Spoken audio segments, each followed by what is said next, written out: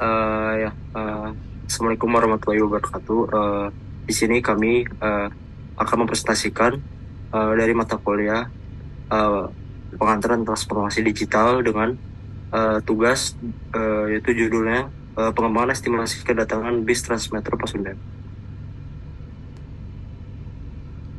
Nah, di kelompok ini beranggotakan 3 orang, yaitu ada saya sendiri, Nurfas dengan NRP 222140, lalu ada Siti Salma dengan NRP 222105, lalu yang terakhir ada Amelia Yuriskia dengan NRP 22202131. Untuk latar belakang dari judul ini, yaitu sistem TMP terdiri dari 5 koridor yang melayani berbagai rute di Bandung Raya. Salah satu tantangan utama dalam pengoperasian sistem bus ini adalah memberikan informasi yang akurat kepada pengguna TMP mengenai waktu kedatangan bus di halte. Dengan adanya estimasi kedatangan yang tepat, penumpang dapat merencanakan perjalanan mereka dengan lebih baik dan lebih akurat, dan juga dapat mengurangi waktu tunggu dan meningkatkan kepuasan pengguna.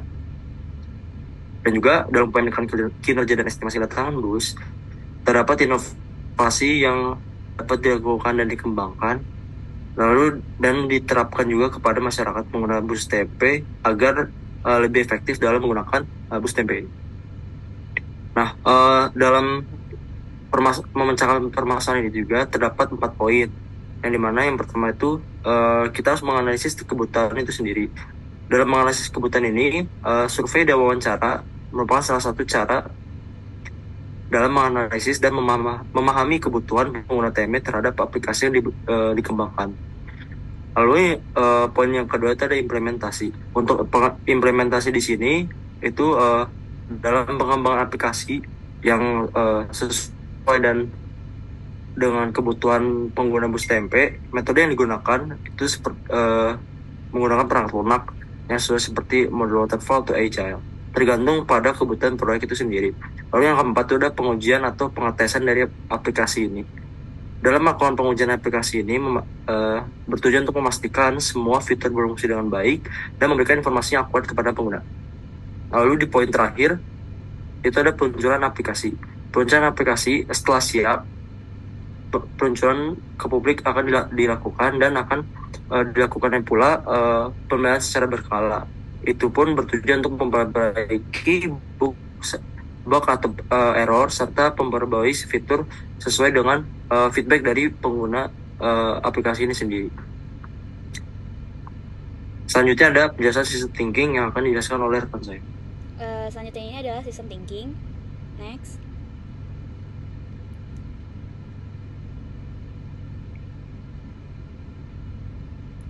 Yang pertama ini adalah elemen-elemen. Ada 7 poin. Yang pertama itu adalah jadwal bus atau schedule. Yang kedua itu adalah waktu tempuh, travel time. Yang ketiga ini adalah kondisi lalu lintas atau traffic condition. Yang keempat ini adalah data sejarah atau historical data. Yang kelima ini adalah posisi bus. Dan yang keenam ini adalah sistem informasi penumpang. Dan yang terakhir ini adalah perangkat teknologi atau teknologi device. Next. Selanjutnya ini adalah interaksi antar elemen. Ada 5 poin di sini. Yang pertama ini adalah jadwal dan posisi bus. Jadwal bus harus berinteraksi dengan data posisi bus secara real time. Selanjutnya adalah posisi bus dan waktu tempuh. Posisi bus akan mempengaruhi langsung terhadap waktu tempuh. Misalnya, jika bus sedang macet, waktu tempuh akan lebih lama dan ini harus dihitung ulang dalam estimasi kedatangan. Yang ketiga ini adalah kondisi lalu lintas dan waktu tempuh.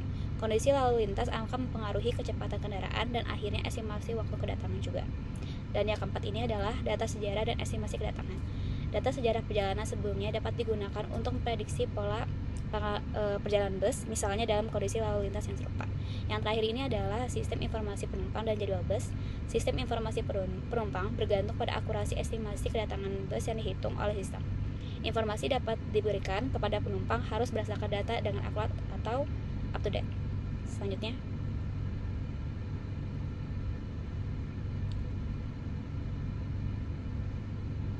Selanjutnya ini adalah permasalahan elemen individu dan antar elemen. Di sini saya akan menjelaskan individu dulu. Ada 2 poin di sini. Yang pertama itu adalah data posisi bus yang tidak akurat. Jika sistem GPS atau sensor yang digunakan untuk melacak posisi bus tidak berfungsi dengan baik, maka estimasi kedatangan yang dihasilkan bisa sangat tidak akurat. Dan yang kedua ini adalah kondisi lalu lintas yang tidak diperhitungkan. Jika sistem tidak mampu memantau dan memperhitungkan kondisi lalu lintas secara real time, maka estimasi waktu kedatangan bisa jauh meleset. Selanjutnya ada antar elemen. Ada 2 poin juga. Yang pertama ini adalah keterlambatan akibat komunikasi yang tidak efisien. Jika komunikasi antara bus, pusat kendali, dan sistem informasi penumpang tidak lancar atau lambat, maka data real time yang digunakan untuk menghitung estimasi kedatangan bisa terlambat sampai ke penumpang.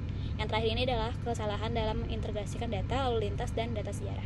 Terkadang, integrasi antara data kondisi lalu lintas yang aktual dan data sejarah perjalanan dapat membingungkan jika tidak diproses dengan baik. Misalnya, jika sistem pengandalan lalu lintas data sejarah yang sudah tidak relevan, estimasi kedatangan bisa menjadi tidak akurat. Selanjutnya ini adalah design thinking yang akan dijelaskan oleh Amal. Di sini ada design thinking.